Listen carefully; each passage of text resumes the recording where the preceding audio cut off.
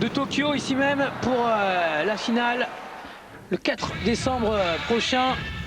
Et on va commencer donc cette soirée des éliminatoires avec un premier combat. Je vous le disais tout à l'heure, Mighty Mo, l'américain, surnommé le Tank, face à cet homme, Gary Goodridge, de Trinité et Tobago.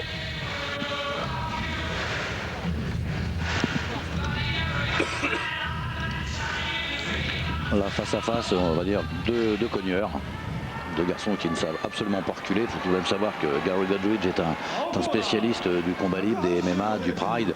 Donc c'est un garçon qui raffole du contact.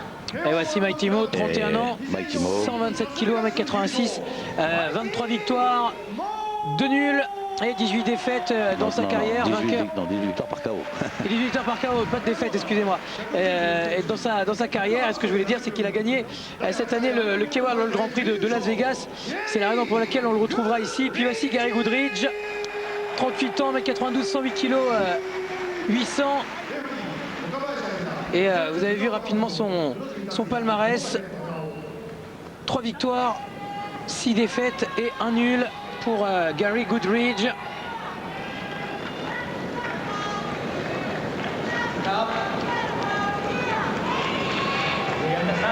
Et donc pour récapituler sur Mighty Mo, c'est 26 combats, 23 victoires, 2 défaites, dont 18 par KO. Voilà, exactement. On l'avait vu s'incliner l'année dernière à un des K1 de Las Vegas. Et il avait notamment perdu contre Dewey Cooper le 30 avril dernier, voilà, justement au K1 de Las Vegas. Exactement. Une défaite d'ailleurs un peu surprenante. Qui nous avait surpris en face ce soir-là. Dewey Cooper était sur une espèce de spirale, ce qui fait que les juges devaient avoir un a priori favorable vis-à-vis de lui. Mais Mighty Mo, il s'est bien rattrapé oui, au K1 de Las Vegas pour le remporter. C'était face à Carter Williams. Premier tour, oui.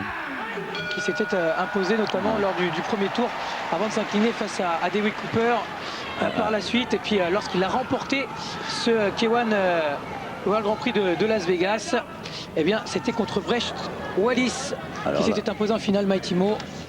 Là, Goodridge a vraiment intérêt à se méfier du bras droit de Mighty Mo.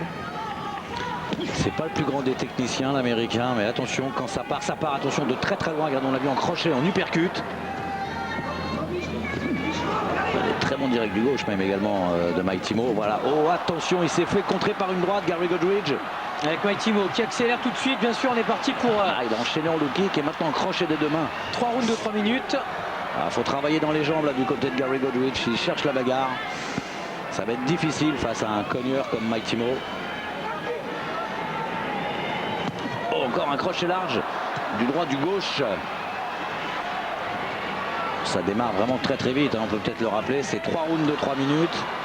Donc on n'a pas de temps à perdre, on rentre tout de suite dans le combat.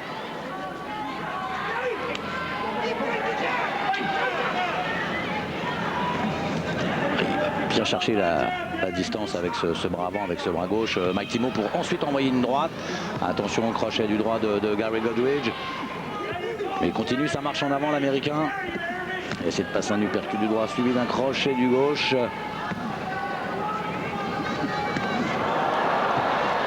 C'est d'entrer l'épreuve de force là entre les deux kickboxers. Il travaille vraiment bien avec son bras avant, Mighty Mo. Il devrait continuer à travailler en zone basse, en low kick. Voilà très bien là ce que fait Gary Goodridge. Bon là il a peut-être accidentellement tapé dans la coquille, mais c'est vraiment la bonne solution. Car pour déstabiliser Mighty Mo, c'est pas en allant chercher la bagarre de près avec les poings, mais c'est plutôt en le frappant en low kick, que ce soit intérieur ou extérieur. On va le laisser un petit peu récupérer, c'est normal.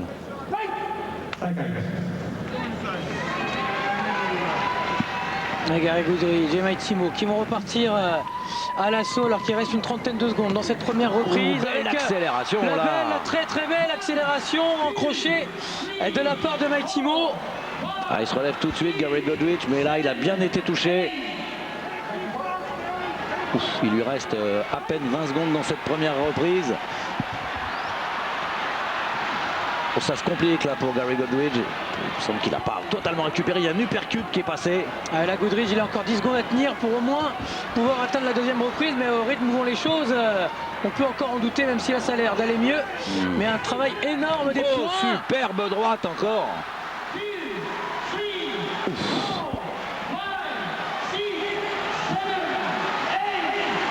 Mais il n'est pas électrocuté, hein. Vous avez vu, il se relève tout de même. L'air d'ailleurs, le regard de Mike Timo, surpris de voir la résistance de l'Américain. Oh, l'uppercut. À la fois arrêter le combat là, oui. L'arbitre qui arrête le combat. Alors par contre, il y a quand même quelque chose qui me chiffonne, c'est qu'au moment du précédent knockdown de Gary Goodridge, il restait plus à peine que 8 secondes. Donc de ce fait, comment se fait-il qu'on n'ait pas entendu la cloche de la fin de la première reprise? C'est une bonne question. Toujours est-il que Mike Timo s'est imposé, ça c'est certain. Mais au niveau du chrono, il y a quand même eu un manque de synchronisation. Peut-être une copie à revoir. En tout cas, la victoire de Mike Timo ne se discute pas. Donc à la limite, cette histoire de chrono est plus de l'ordre de l'anecdote qu'autre chose. Mais bon, il faut quand même être relativement rigoureux. On n'est pas dans une compétition lambda, là. On est sur un gros événement. Et regardez, la réaction de Gary Goodridge, à la limite, est quand même significative. Cette histoire de chrono, ça ne va pas faire non plus la une. Mike Timo est donc vainqueur de ce combat. Ça, c'est le dernier knockdown en fait. C'est la fin du combat. Quel crochet du gauche, encore une fois, de la part de Mike Timo, c'est assez hallucinant. C'est une force de la nature, ce Mike Timo. Regardez, on la voit bien cette droite, bien donnée.